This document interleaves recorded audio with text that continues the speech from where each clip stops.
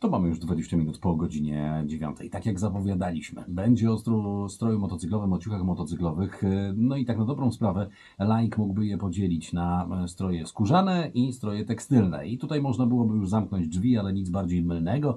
Temat jest trochę bardziej skomplikowany, więc poświęcimy mu trochę czasu. I jeśli zwłaszcza ktoś będzie kupował swój pierwszy strój motocyklowy, to myślę, że mnóstwo ważnych i cennych informacji dzisiaj się pojawi, ale przede wszystkim także dla tych, którzy ten strój chcieliby po prostu wymienić, bo kupili na początku taki pierwszy, lepszy, żeby tylko sprawdzić, czy to jest fajne i czy kręci nas jazda motocyklem, a teraz już trochę bardziej profesjonalnie do tego podchodzimy i bardzo słusznie i bardzo dobrze, chociaż od samego początku już powinniśmy myśleć o naszym bezpieczeństwie.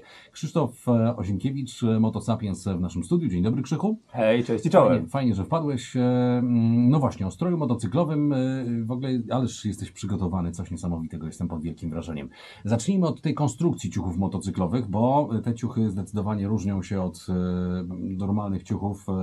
Są motocykliści, którzy zakładają zwyczajną kurtkę i zwykłe spodnie dresowe czy jeansowe, ale o nich nie będziemy mówić, dbamy o nasze bezpieczeństwo, więc musimy się chronić. Więc jak konstruowane są te ciuchy, na co producenci zwracają uwagę? Szanowni słuchacze, chciałem Wam zakomunikować, że motocyklowe ciuchy są konstruowane według statystyk niestety. I to trochę smutne i przerażające zarazem. Ponieważ statystycznie facet z psem na spacerze ma 3 nogi, tak troszeczkę to wygląda z certyfikatem ciuchów motocyklowych. Oczywiście zarówno materiały, jak i szwy są specyficzne i one są przeznaczone raczej do tarcia o powierzchnię, która ma jakąś określoną szorstkość i też szorstkość asfaltu jest statystyczna, żeby nie było. Więc statystycznie motocyklista i uwaga, szok dla wszystkich, waży 75 kg. No nie, no proszę Cię bardzo. Ale to jakby niestety tak żyjemy w rzeczywistości statystycznej, jak musimy wrócić do tego psa na spacerze z panem i standardowa szorstkość asfaltu też jest określana. I producenci ciuchów motocyklowych są zobligowani do konstruowania swoich ciuchów zgodnie z pewną mapą, która wykorzystuje 3 standardowe, najbardziej statystycznie popularne upadki z motocyklem. High side to jest taki wypadek, który dzieje się najczęściej na torze, kiedy utracimy trakcję na tylnym kole, tylne koło ucieka w prawo. I to jest pytanie, możemy zadać konkurs zrobić. Dlaczego koło ucieka w prawo? Statystycznie oczywiście. A jak będą jakieś dobre odpowiedzi, to nagrodą może być ten rechot z mikrofonu. Zdecydowanie. Czyli najpierw mamy ten ślizg boczny. Tak. Potem mamy low side, to jest wtedy, kiedy tylne koło nie odzyskuje już przyczepności, bo high side polega na tym, że tylne koło tą przyczepność odzyskuje, kiedy kompresuje się zawieszenie, koło ucieka, motocykl przysiada, po czym nagle zjawisko przyczepności powraca i zawieszenie się rozkompresowuje i przelatujemy nad kierownicą. To jest bardzo gwałtowny upadek, ponieważ dzieje się on głównie na torze. Motocykle współczesne mają często systemy, które uniemożliwiają wykonanie tego manewru. No i mamy low slide, czyli ten moment, znaczy low side to jest ten moment, kiedy nie odzyskuje przyczepności, motocykl wjeżdża i jedzie przed nami, sypiąc pięknie iskrami, a my patrzymy na to, co się dzieje i już łza nam się wokół kręci. No i trzeci wypadek to jest wtedy, kiedy przednie koło się uślizguje i to jest ten wypadek, który ma mgnienie oka i z reguły jesteśmy tego w ogóle świadomi. No ale chyba najczęstszy w ruchu miejskim, tak mi się wydaje. On występuje najczęściej, kiedy mamy nawyk hamowania przodem w zakręcie. W sensie, jeżeli używamy przy małej prędkości albo przy prędkości takiej, która wymusza już użycie albo tylnego hamulca, albo rzeczywiście zmianę pozycji, to z uporem maniaka wykorzystujemy przedni hamulec. Ale jakby statystyką nikt nie jest w stanie przewidzieć swojego wypadku, ale wypadkową tych 3 manewrów karkołomnych jest mapa. Mapa ciucha motocyklowego, a tak naprawdę takiego manekina, na której widać. Ja tutaj mam oczywiście przy sobie coś, czego nie zobaczycie. Te najbardziej hardkorowe miejsca, które mogą się porysować, czyli mamy bioderka, mamy łokcie, mamy barki, mamy kolana. Tak jest. I ponieważ mamy 3 poziomy certyfikacji asfaltowej, zaraz o tym będę mówił, i 2, które są związane z offroadem, to dochodzi nam jeszcze taki czerwony pasek na 4 litery i nie chodzi mi o dłoń. Na tyłku. Tak. No i on występuje tylko w tej 3. kategorii. I uwaga, mamy 3 prędkości, w której są mierzone te upadki dla określonego ciucha. A od 2018 roku producenci ciuchów już na swoich metkach nie są zobligowani, ale są grzecznie poproszeni i z punktu widzenia marketingu stosują już oznaczenia, które wyglądają jak pojedyncza literka A, podwójna literka A, albo potrójna literka, znaczy 3 literki A. Trochę jak z energooszczędnością w pralkach. Im więcej, tym lepiej? Czy Im więcej, tym lepiej. Dobra, I potrójne A na razie jest ostateczną bronią, jaką możemy użyć. No dobrze, i początkujący motocyklista pomyśli sobie, są prędkości, są te miejsca, którymi ewentualnie będziemy trzeć o asfalt, jeśli coś nam się przydarzy, no to od razu strzelamy w potrójne A, czyli kupujemy najlepiej skonstruowany ciuch motocyklowy. Jeżeli ekonomia nam pozwala, bo producenci też ze względu na to, że są świadomi tego, jak bardzo potencjalnie chcielibyśmy mieć taki strój, oczywiście te ceny będą troszeczkę zawyżać, ale technologia idzie bardzo do przodu, materiały się zmieniają, mamy do dyspozycji nić poliestrową, którą znamy z plandek, ze starych ciuchów motocyklowych i te legendy, gdzie ten materiał nam się przypala i wtapia w organy, których byśmy nie chcieli mieć przypalonych, no to jest ten słynny poliester. Potem mamy nić poliamidową i nić poliamidowa jest wykorzystywana w wojsku bardzo często. Linki, plecaki, bardzo duża wytrzymałość zarówno dynamiczna, jak i natarcie, jak i przełożenie energii kinetycznej na termiczną. Wszystko gra i dochodzą nam, i z nici poliamidowej, może nie wiecie, magiczny nylon na przykład. On jest też z nici poliamidowej, a magiczne słowo kordura, które jest synonimem najwspanialszego ciucha tekstylnego, motocyklowego, to nie jest nic innego jak nić poliamidowa określonej grubości i określonym splocie, który jest opatentowany. I to też jest odpowiedź na pytanie, dlaczego przy ciuchach motocyklowych, jeśli wybieramy się do sklepu i oglądamy, zawsze wiszą takie książki. Czyli mnóstwo ulotek i mnóstwo informacji. Możemy wyczytać z nich, co ten ciuch w sobie zawiera, co ma i dodatkowo jeszcze właśnie te wszystkie parametry są tam podane. Czyli tę książkę możemy przejrzeć albo właśnie porozmawiać ze sprzedawcą, albo po prostu słuchać radia kierowców. Natomiast nikt chyba nie udzielił odpowiedzi na zadane przeze mnie pytanie, dlaczego koło ucieka w prawo. Więc moi drodzy słuchacze, koło ucieka w prawo statystycznie oczywiście, głównie dlatego, że konstrukcja drogi jest tak wykonana, że woda to po niej spływa do krawężnika, więc z reguły na odcinkach prostych to nachylenie między tam 3 a 5 stopni jest ku krawężnikowi po prawej stronie. No i kiedy koło zaczyna się ślizgać, to właśnie dlatego ono ucieka w tamtą stronę. To fajna ciekawostka.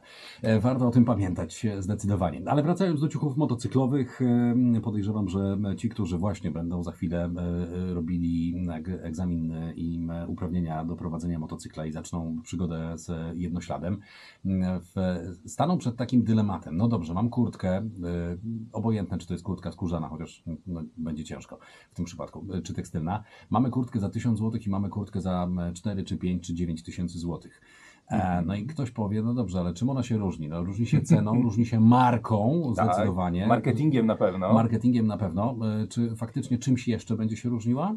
Jest to pewna zasadzka, jeżeli chodzi o producentów ciuchów motocyklowych, dlatego że można stworzyć piękne logo, które klient wchodzi do sklepu i mówi, poproszę kurtkę określonego producenta. I tutaj tak naprawdę produkt jest już sprzedany i nie ma znaczenia, jakie on ma certyfikacje, jakie on ma ochraniacze, z czego jest wykonany. Chodzi o to, żeby był ładny i żeby miał to właśnie logo, które klient chce. Ale z punktu widzenia bezpieczeństwa różnic może być dużo więcej. I tutaj ja bardzo uczulam wszystkich motosapiensowych, oglądających, słuchających na to, żeby czytali metkę, bo nie zawsze wszystko złoto, co się świeci. Nie wszystko, co jest najdroższe, jest najlepsze.